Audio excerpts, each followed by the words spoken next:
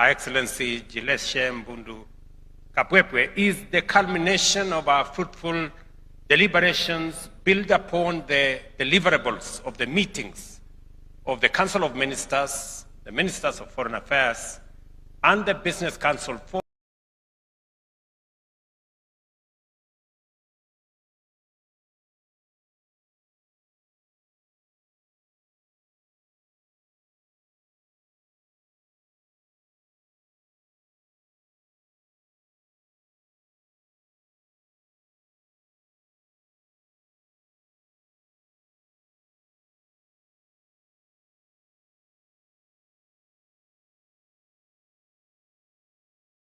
including the decisive growth. Guided by them, we will move swiftly to digitize every aspect of our trade facilitation instruments. We invite the private sector to join us through private-public partnerships to develop world-class physical and digital infrastructure to modernize transport corridors, build regional data centers, and investing in future cloud services. This digital corridor must not end, as I said earlier, in capital cities. It must extend to every corner of our region, connecting the smallholder farmer in a rural village to the bustling urban market. The launch of the digital retail payment platform will link farmers directly with consumers and markets, ensuring fair access and transparency. With the support of my fellow members of the Bureau of the Authority, I assure you of my readiness and commitment to continue implementing the COMESA regional integration agenda. Together with the Vice Chairperson and the Rapporteur, I will maintain the momentum necessary to ensure that our organization continues to deliver on its mandate and to meet the expectations of our member states, business community, and citizens. I urge our Council of Ministers and Ministers of Foreign Affairs to accelerate the implementation of the decisions we have made so as to guarantee the free movement of people, to facilitate seamless trade and investment flows, and to sustain our collective commitment to peace, security, and stability in our region. We have also committed to addressing the concerns raised by the COMESA Business Council, as articulated in the declaration we have just adopted. I want to commit to our business community that we have listened carefully to your issues and your concerns, and it will form the basis of what I intend to do in the next 1 year. We shall also ensure that the COMESA EAC SADC tripartite trade area agreement that has become operational will continue into the future with broader engagement. To that end, we will strengthen synergies between the COMESA Free Trade Area, the Tripartite Free Trade Area, and the Africa Continental Free Trade Area. As we do so, we must remember that the free movement of goods and services must be matched by the free movement of people and enhance physical connectivity across the region and the entire continent. Kenya has taken the progressive step by becoming visa-free for most Africans, reaffirming our enduring commitment to regional integration and unity. By opening our borders, we aim to facilitate the free movement of people, free movement of goods and services across the continent, a cornerstone of the Africa Continental Free Trade Area and COMESA's vision for shared prosperity. This policy underscores Kenya's belief that our collective strength lies in connectivity, collaboration, and the seamless exchange of ideas, talent, and trade among all our nations. Excellencies, the coming year also coincides with our engagement, actually the coming month, in fact in November, coincides with our engagement as regional economic communities and as the Africa Union with the European Union, under the capable leadership of our brother, His Excellency Lorenzo, President of the Republic of Angola, that we will be meeting in Angola next month.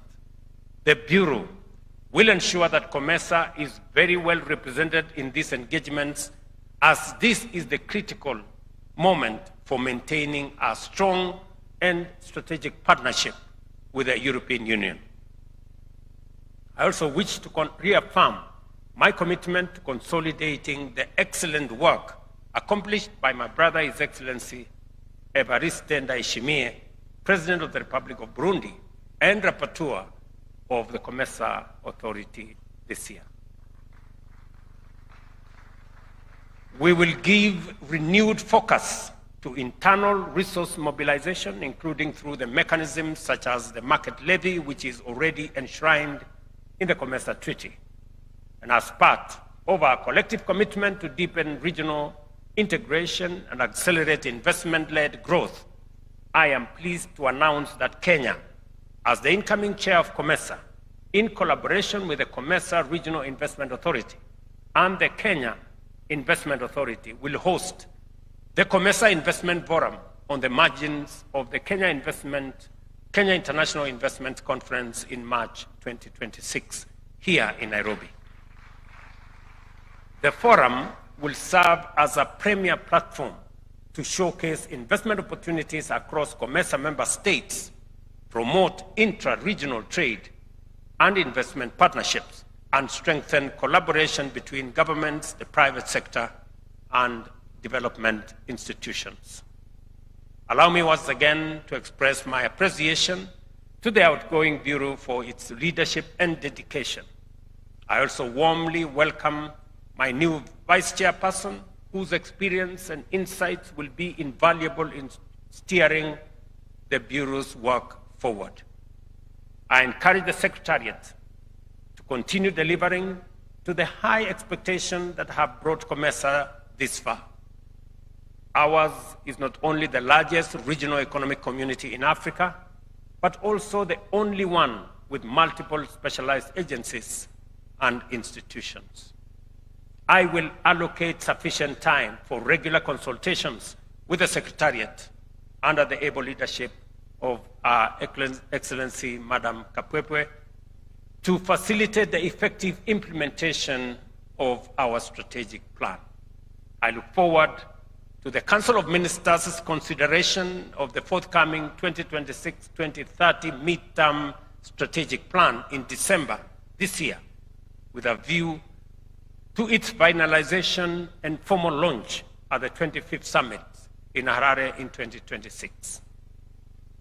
Finally, Excellencies, I once again express my very deep appreciation and that of the government and people of Kenya to each and every one of you for your time and participation in this summit.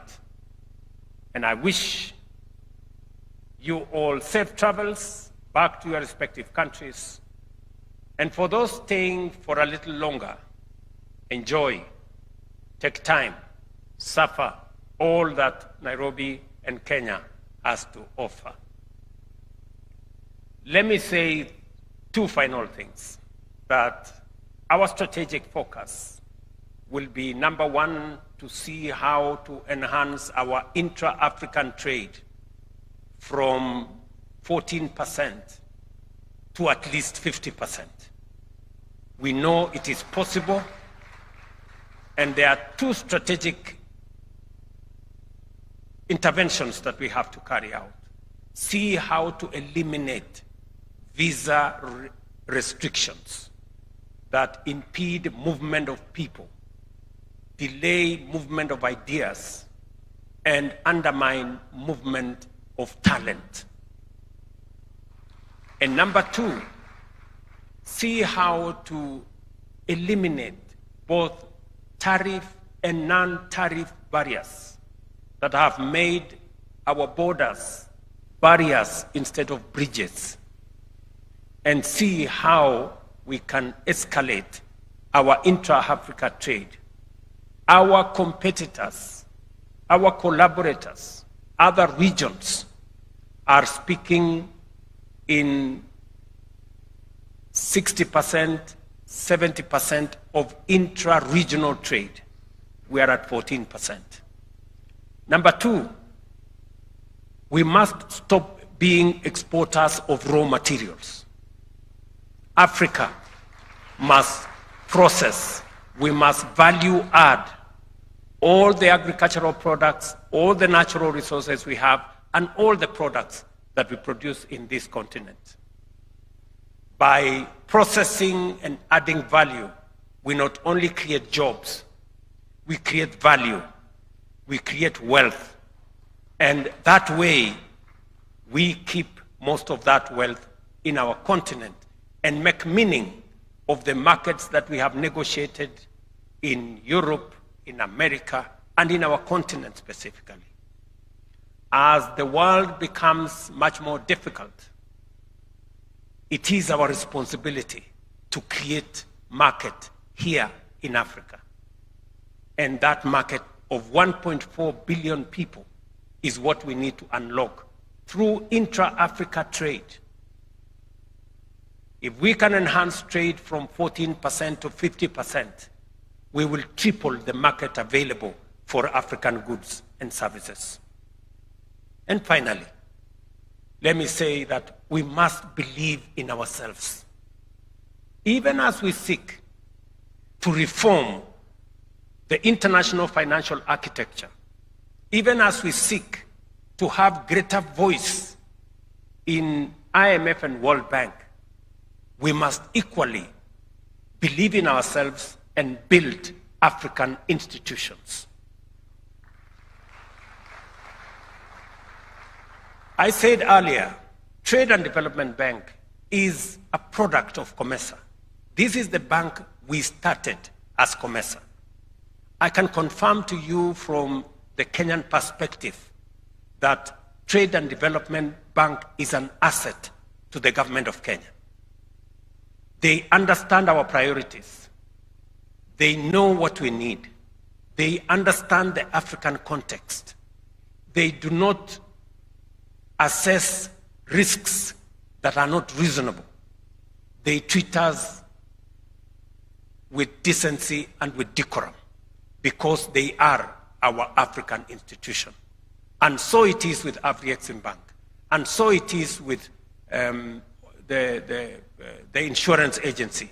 And so it is with SEBRI. And so it is with all the other African institutions. We must put our money in these institutions. We must put our capital in these institutions. They are the institutions that will help us grow this continent, finance our small micro enterprises, and finance our manufacturing and our industrialization. So it is my pledge and request to fellow heads of state for us to put capital into these institutions, even as we seek to reform the international financial architecture. The African financial institutions need us to invest in them, believe in them, and give them the status they need so that they can serve our continent. Finally, our agenda has the final item, and the final item in the agenda of this meeting is lunch.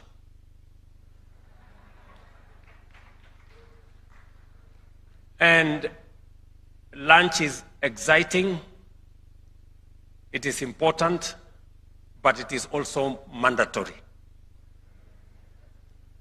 For those of you who may be tempted to skip lunch and rush to the airport, let me tell you, the airport will only be open after lunch.